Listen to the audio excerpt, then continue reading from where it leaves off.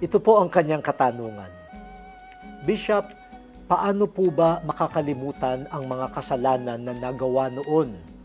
Sa kabila po kasi ng pagsusumikap ko na limutin ito, ay patuloy ko pa din pong naaalaala. Ikinumpisal ko na din po ang mga kasalanang ito at pinagsisisihan, ngunit lagi pa din po itong lumilitaw sa aking gunita. Ano po ba ang nararapat kong gawin? Okay, maraming salamat sa tanong mo. Okay, una sa lahat, yung maalaala ang kasalanan natin, hindi naman yan totally negative.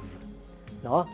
Kasi bagamat napatawad na tayo at maniwala ka na patawad ka na sa kasalanan, even when the moral guilt has been forgiven, na andyan pa yung ating psychological guilt.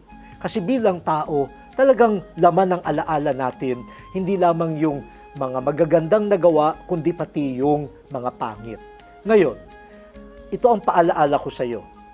Huwag kang magdududa na pinatawad ka na ng Diyos. Yun ang mahalaga.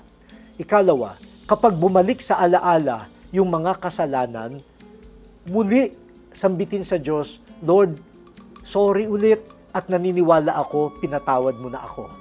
Ngayon, yung alaala ng mga maling gawa, baka may purpose yan. Kaya bumabalik ay para paalalahanan tayo. Huwag mo nang gagawin yun. Okay?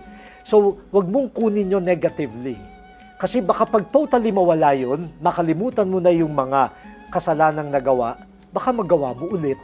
Pero pag naalaala, parang warning yan na huwag mo nang uulitin.